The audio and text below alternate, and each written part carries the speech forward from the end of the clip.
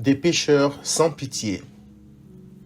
La compassion de Christ a toujours surpris l'homme, car si nous, pécheurs, aimons tant condamner d'autres pécheurs, que faut-il attendre du Dieu saint si ce n'est un traitement plus sévère?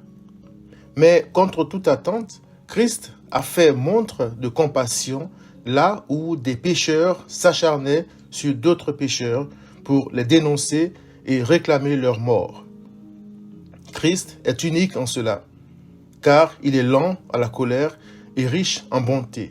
Nombre 14, verset 18.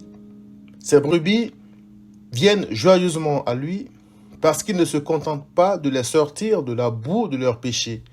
Il les lave et couvre leur nudité de sa propre justice. Par sa grâce, ces brebis sont fortifiées et peuvent résister à Satan et à leur propre nature. Philippiens 4, verset 13. Qui est comme Christ, juste et pourtant plein de compassion? Après son acte de trahison, Adam ne s'attendait pas à ce que Christ, avant son incarnation, sacrifie un animal innocent pour couvrir sa nudité. Genèse 3, verset 21. L'apôtre Pierre, non plus, ne s'attendait à un regard si doux du Seigneur après l'avoir renié avec une telle fermeté et publiquement. Luc 22, 61. La femme, prise en flagrant délit d'adultère, que tout le monde voulait lapider, Jean 8, versets 7 à 12, ne s'attendait pas, elle non plus, à une telle douceur ni à une telle compassion de la part de celui qui n'a jamais péché.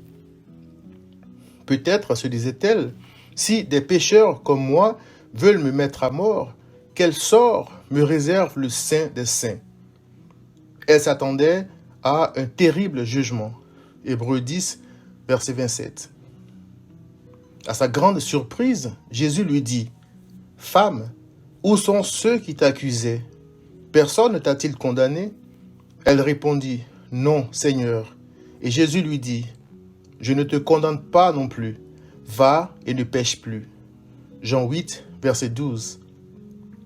Elle n'en croyait certainement pas ses oreilles, elle qui méritait la lapidation. On peut aussi citer le cas de cette autre femme pécheresse que beaucoup confondent avec Marie-Madeleine.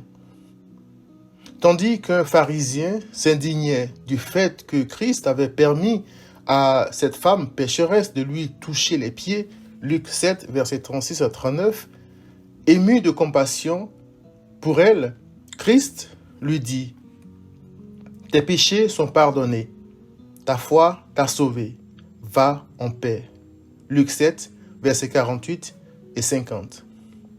Oh, quel soulagement a dû ressentir cette pauvre femme qui était devenue la risée de tous les pécheurs de son quartier à cause de ses péchés. Les pécheurs sont toujours sans pitié vis-à-vis de leurs semblables. Quelle ironie! On pourrait citer tous ces malheureux pécheurs possédés et torturés pendant des années par la maladie, ces pauvres pécheurs opprimés que Christ a délivrés sans rien demander, mais on n'en finirait pas.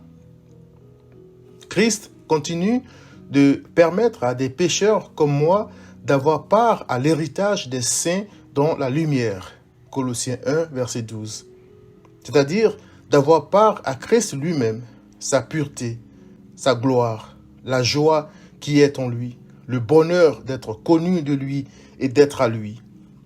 Cela n'est réservé qu'aux saints, mais Christ m'a donné ce privilège gratuitement. Il prie aussi pour moi afin que ma foi ne défaille pas. Luc 22, verset 32, Romains 8, verset 34. En méditant sur ceci, je crois comprendre pourquoi l'apôtre Jean aimait tant reposer sa tête sur la poitrine de Christ. Jean 13, verset 23. Il se sentait tellement aimé qu'il ne voulait pas s'éloigner de son Sauveur. Il l'aimait de tout son cœur. Cher ami, la douceur et la compassion de Christ sont pour le pécheur repentant et non pour ceux qui préfèrent leur péché à sa grâce. Christ a dit, « Venez à moi, vous tous qui êtes fatigués et chargés, et je vous donnerai du repos.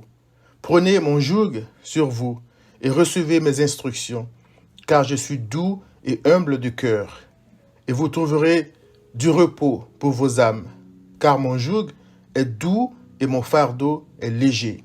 Matthieu 11, 28 à 30. Puisse l'Éternel t'ouvrir les yeux sur l'horreur de tes péchés et sur le don immérité de Christ.